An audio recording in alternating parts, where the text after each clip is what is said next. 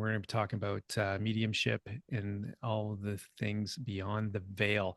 It's going to be an interesting show. I'm really excited to have Karen on here. And Karen, thank you so much for being on the show today. Oh, it's my pleasure. I'm excited about it. Yeah, I'm really excited about this because it's one of my favorite topics. I have a lot of friends who work in the mediumship field, and I really love the whole idea about people's origin stories, how they got started. Because for me, I know my own story, and I was a late bloomer in life as far as my psychic abilities and mediumship skills started opening up, but later in life. But one of the things I've always been curious about when people start their journey, and who were some of your biggest influences and teachers that got you started on your journey? Yeah, that's a good question. I was also, I think, a late bloomer as such, in a way, because I felt as a child, obviously, I seen spirit, knew that there was another place. That's what I used to call it. But didn't really put two and two together until I was like in my early 20s. Um, Throughout that time, I was drawn to mediumship. So I used to like read books and Doris Stokes is an English medium. She was an old lady in England and she just was a fantastic medium. And she wrote some books and I had read them maybe when I was maybe 13, 14. And I kind of feel like it was her that I really started to take notice of as far as mediumship. But then as I got a bit older and mediums started coming on TV, and John Edward was one who I constantly watched anytime. Yeah, anytime. Used to be like John would say something, and I was like, yeah, that makes sense. It just resonated with me so much. So I would say that he was quite an influence, but also like the pioneers of the past and spiritualism as well. And Gordon Higginson, your listeners might not know who that is, but Gordon Higginson was an English medium and was the principal of the Arthur Findlay College in London for many years. And he was an Okay, yeah, excellent. I'm familiar with Arthur Findlay. Yeah, it's such a Yes, popular school. It's yes, kind of like the Hogwarts of the it is. mediumship and spirituality in that. It's the original. I think it's the original one as far as Yeah. I'm concerned. But yeah, so did you study at Arthur Findlay? I did. I went down when I was starting out on my journey. I decided to book a course down there and I went down and then I'd studied there maybe a week, 2 weeks. And then once I was home, I decided that I was going to apply for scholarship there because they were running at that time, they were running a Gordon Higginson Memorial Scholarship. And because I had studied Gordon and absolutely loved his work, I just felt drawn to doing that. I just felt like I should apply, never thinking I would get it, but I did win it that Oh, year. congratulations. That's amazing. Yes, and because of that, they gave you 3 years study down at the Arthur Wow. Findlay College. So I seen many tutors down there over those 3 years, and I kind of that was a big part of my development in those 3 years. That's a powerful development because usually some people will go to Stansted and basically take a course just to kind of refresh or just get into Mhm. it because it is so well known, and they want to basically have that. But to have 3 years, Yeah, very wow. lucky, very blessed. And I did feel it was just something that was meant because I wouldn't have normally put myself forward for something like that. And even when I did, you had to go down, you had to be assessed, you had to demonstrate in front of, all of the board. And I just become a nervous wreck when I'm under assessment. So I didn't feel like, oh, I don't know if I can do this.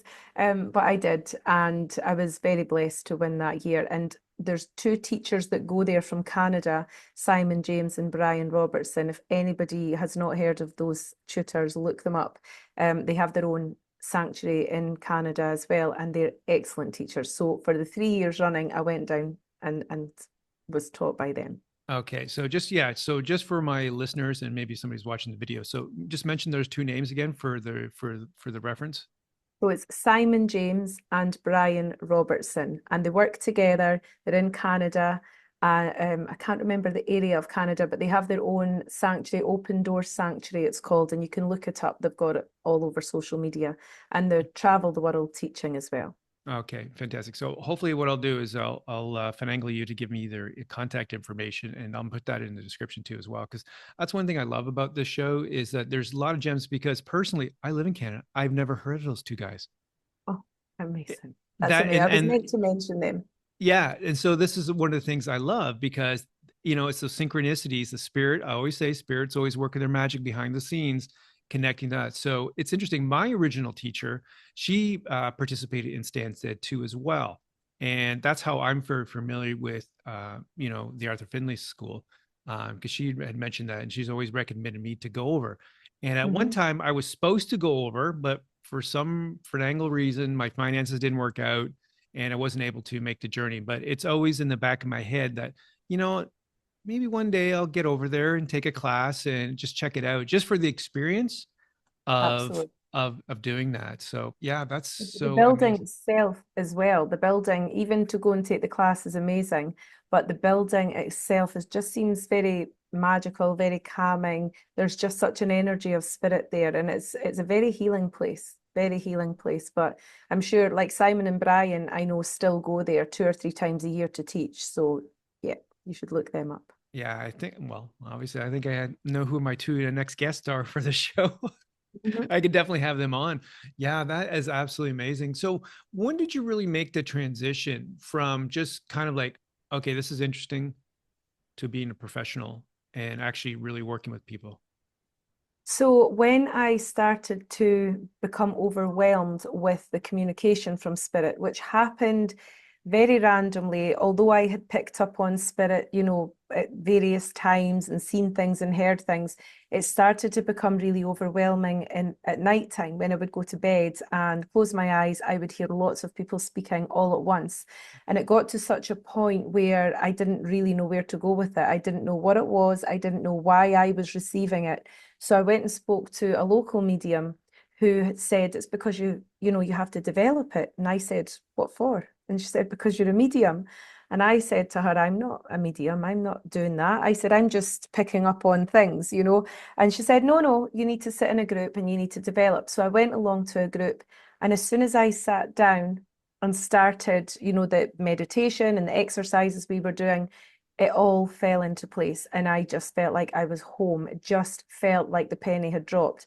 And from that moment onwards, I sat within that home circle, we call it, for only like 3 or 4 months. And then the teacher there said, you just need to go and work. Like, this is natural to you. Just go and do the work and you will develop as you go. So that's what I started doing after 3 or 4 months. And then I kind of done readings for people and it built up, your reputation gets built up. And then I've never looked back. I've just worked full time ever since.